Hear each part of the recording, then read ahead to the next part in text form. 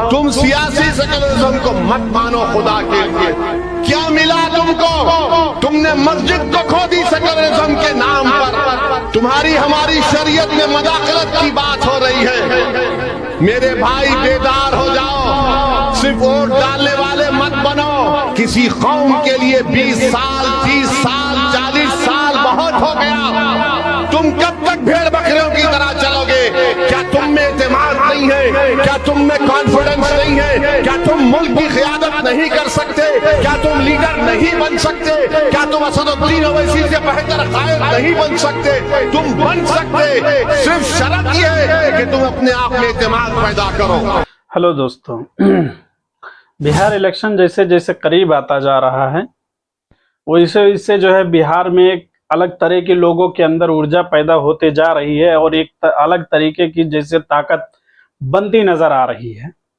और लोग इस सिलेक्शन से हमें लगता है कि बहुत ज्यादा मुतासिर भी हैं। ऐसा लग रहा है कि जैसे कोई बड़ा बदलाव आने वाला है, या फिर जो है जो नीतीश की सरकार अभी चल रही है फिलहाल भी उसको हटाने की तैयारी में है, या कांग्रेस को लाने की तैयारी में है, या कांग्रेस को खत्म करने की तैयारी में है।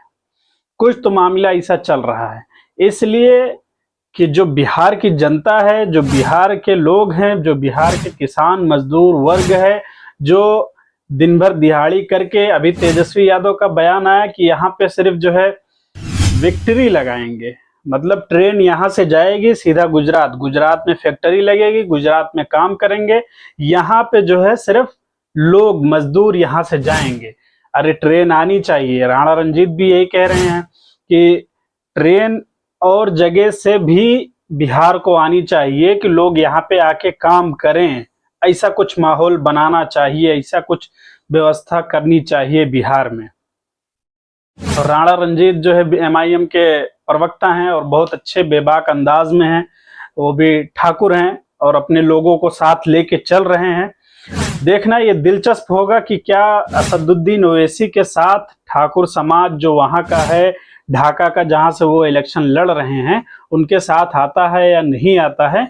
ये बहुत मतलब जो एक कहते हैं कि जो असदुद्दीन ओवैसी के ऊपर जो ठप्पा लगा है कि ये मुसलमानों के नेता हैं या मुसलमान के जो है मुसलमानों के बारे में ही बात करते हैं, उस बात को राणा रंजीत खत्म कर सकते हैं या नहीं कर पाते हैं। इसमें कामयाब होते हैं या नहीं कामयाब होते हैं, ये देखना दिलचस्प होगा।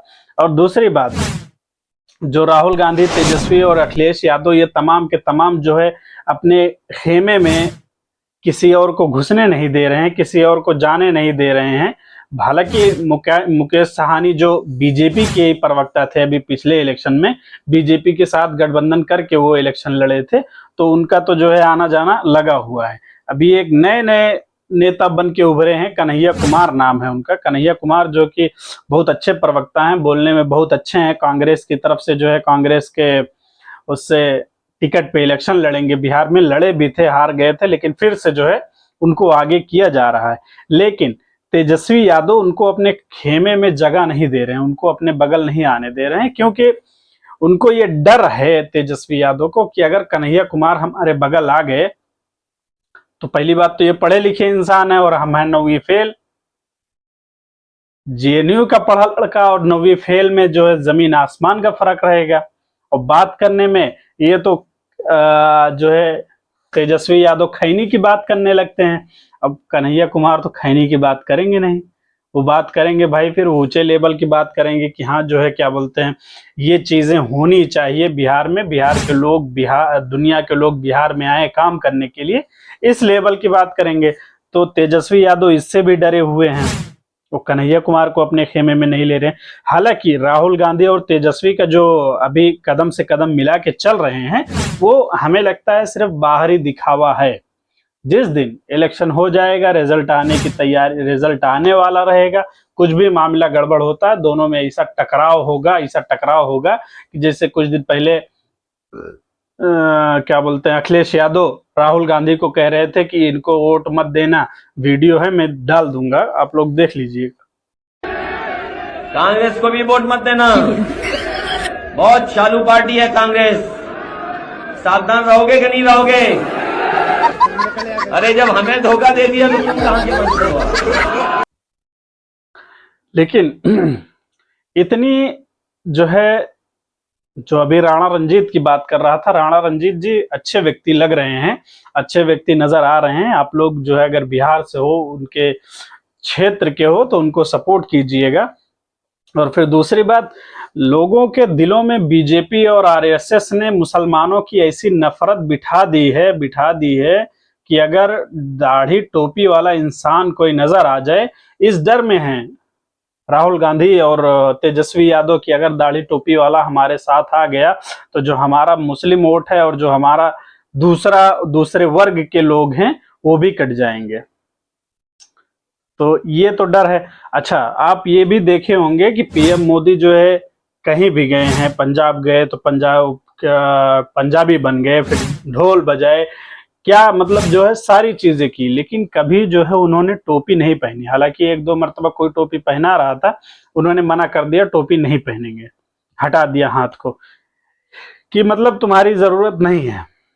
वो इस वजह से किए कि हमने जो मुसलमानों के खिलाफ जो ऐसा मतलब वो लगाया है कि अगर मैं टोपी पहन लिया तो जो हमारे साथी हैं, जो हमारे हमको सपोर्ट करने वाले हैं, जिनको अंधभक्त कहा जाता है, अंधभक्त कहते हैं, तो वो नाराज, वो तबका बहुत ज्यादा नाराज हो जाएगा, वो फिर मुंह कहाँ दिखाएगा।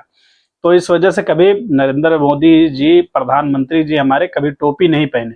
हालांकि जिस जगह पे गए प्रधानमंत्री मोदी जी, वहां के वेशभूषा, जो कहते हैं कि क्या बोलते हैं, वेशभूषा इख्तियार की, पहनी उन्होंने, लेकिन कभी भी मुस्लिम के खेमे में आके मुसलमानों की टोपी नहीं पहनी।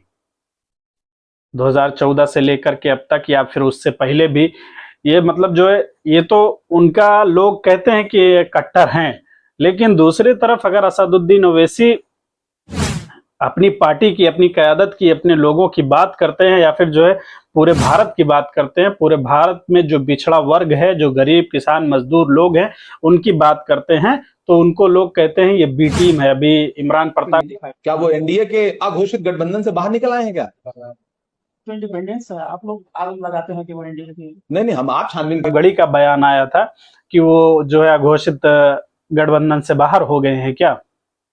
तो इस तरह के लोग बयानबाजी करते नजर आते हैं। और वही नहीं, इमरान प्रतापगढ़ी तो बहुत छोटे स्तर के हैं, उनकी कोई बात ही नहीं है। लोग बिना मतलब के इमरान प्रतापगढ़ी को रेल दे रहे हैं, मतलब बुरा भला कह रहे हैं। वो तो जो है एक छोटा सा नमूना है।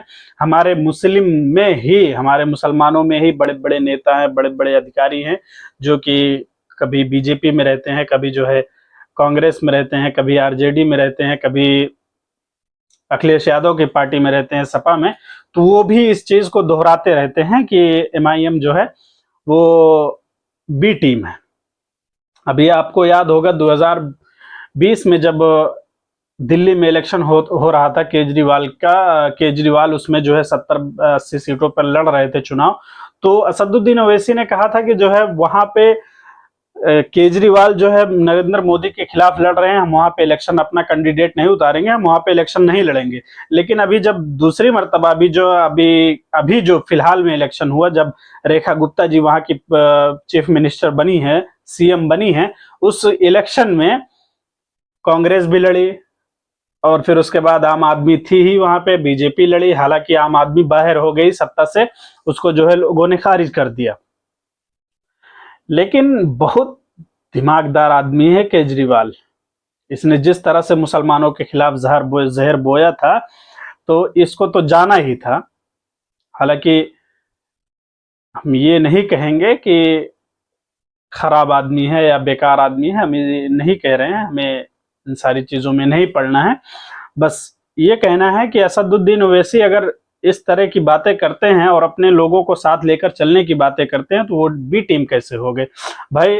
कांग्रेस का प्रवक्ता जीतता है, कांग्रेस के टिकट पे इलेक्शन जीता, बीजेपी में कम पड़ा, बीजेपी ने उठा के अपने पूछना चाह रहे हैं, दोनों के अंदर से साठगांठ चल रही है। आपने हमारे 4 एमएलए को तोड़ा था, अब आपको कुछ दर्द हो रहा है? सोचने वाली बात है, जरा सोचिएगा आप इस पे।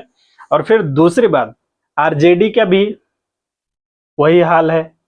नीतीश कुमार की पार्टी में कुछ कम पड़ रहे थे, उठा के धर लिए, नीतीश कुमार लेके चले गए। तो ओवैसी कैसे बी टीम हो गए? ये जरा सोचिएगा आप लोग भी। और फिर जो है आने वाला इलेक्शन 2025 का जो भी है आने वाला है 2 महीने 3 महीने बाद, तो उसमें जो है देखने को मिलेगा कि क्या कौन कितना कैसे काम किया है, उसका रिजल्ट क्या मिला है, क्या मतलब रिजल्ट आएगा, कैसे क्या होगा। तो ये बड़ा दिलचस्प मामला रहेगा बिहार के इलेक्शन में। हमें लगता है कि इससे पहले जो है जब नरेंद्र मोदी की सरकार आने वाली थी 2014 में, तो इस तरह का जो है भौकाल बनाया गया था, इस तरह का जो है लोगों के अंदर जुनून था अब की बार मोदी सरकार। तो इसी तरह से जो है बिहार में भी अब की कांग्रेस के लिए, आरजेडी के लिए जो है, और फिर एमआईएम के लिए भी मैं ये भी कहूंगा कि एमआईएम के चाहने वाले बहुत हैं बिहार में। हिंदू मुस्लिम जितने हैं सारे हैं, ऐसा नहीं है कि सिर्फ मुस्लिम ही है। तो उस तरह का जो है अब की बार रवैया, अब की बार जो है माहौल बन गया है। हमें लगता है कि अब की बार नीतीश कुमार जो है, मैं अंदाजा लगा रहा हूं, मैं जो है कोई एस्ट्रोलॉजर नहीं हूं, मैं कोई भविष्यवाणी नहीं कर रहा हूं, हमें लगता है ऐसा कि अब की बार नीतीश कुमार जो है वो घर बैठने वाले हैं। अब की बार उनको सत्ता से बाहर होना पड़ेगा। बस चलिए इन्हीं सारी बातों के साथ अपनी बातों को ख़त्म करते हैं और आपसे आग्रह करते हैं, आपसे गुजारिश करते हैं कि हमारे चैनल को सब्सक्राइब करके हमारा हौसला बढ़ाइए और हमें दुआओं में याद रखिए। धन्यवाद।